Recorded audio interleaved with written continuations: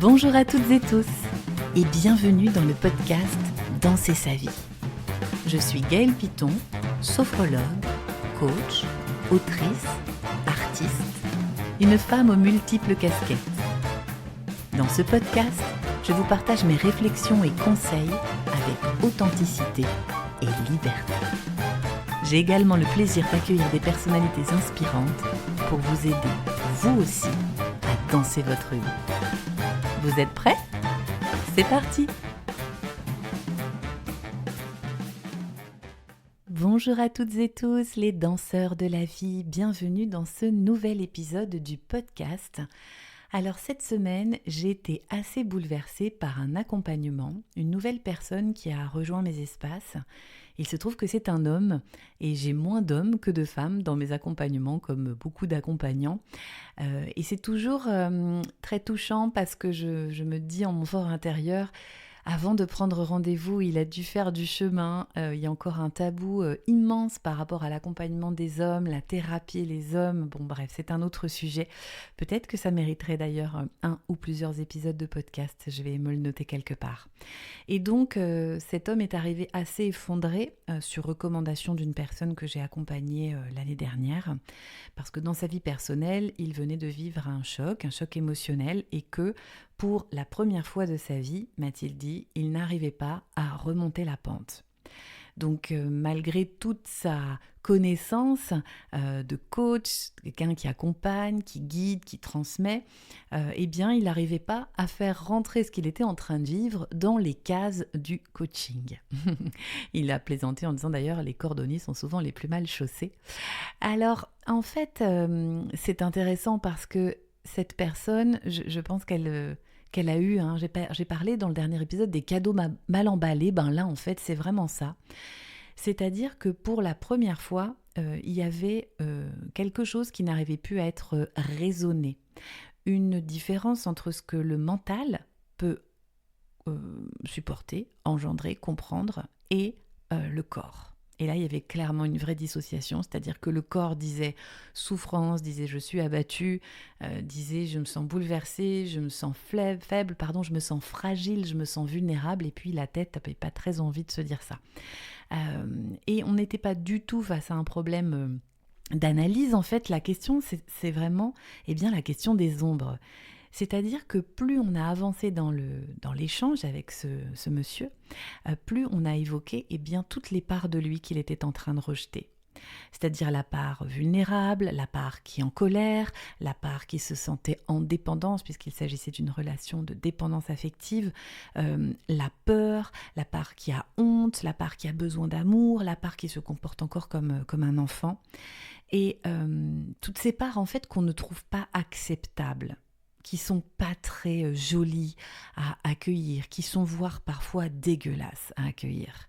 Et qu'en fait le travail, la vie invitait en fait cet homme à se mettre au travail sur ses ombres. Et en l'accompagnant, je me suis vraiment souvenue d'une chose.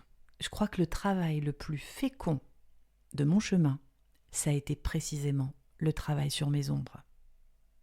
Quand on commence à accepter de regarder ce qui est inavouable, ce qui est socialement peut-être inacceptable en nous, ce qui est fragile, qui est associé souvent à de la faiblesse et à tort, ces parts vulnérables, je pense que c'est là, en fait, que se situe notre vraie puissance et que l'on peut toucher l'amour inconditionnel de nous-mêmes. Parce que ce coach qui soutient tout le temps tout le monde avait besoin de se sentir lui en soutien de lui-même, d'être la première personne qui se soutient. Et l'acceptation de toutes ces parts, elle nous permet de nous aimer davantage de manière inconditionnelle. Tout ça est ok, tout ça est bienvenu, tout ça c'est nous. Et on ne s'identifie plus du coup seulement aux parts lumineuses.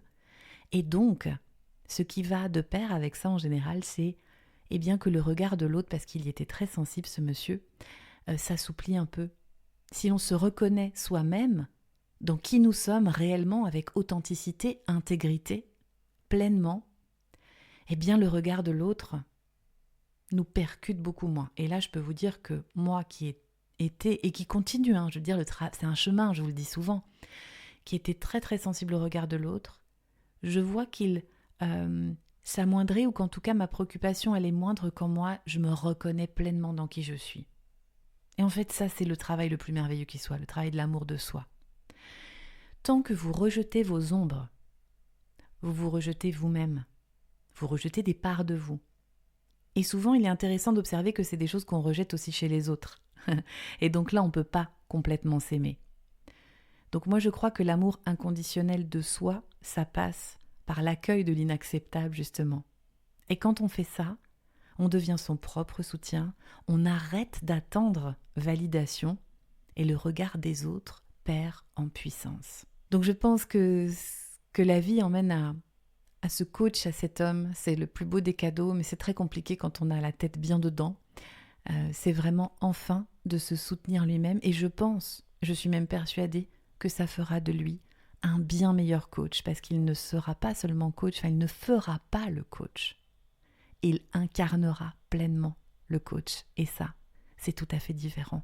Et vraiment, c'est comme ça que moi je me fais accompagner depuis des années, c'est comme ça que j'accompagne actuellement les praticiens en bien-être à vraiment savoir qui nous sommes et quels accompagnants nous sommes dans toutes nos parts, dans toutes nos fêlures, dans toute notre vulnérabilité qui est notre plus grande puissance. Donc, je vous invite à regarder avec beaucoup d'amour, avec beaucoup de bienveillance, quelle part vous rejetez encore de vous-même, quelle part de vous n'aimez pas, et de lui apporter un maximum d'amour.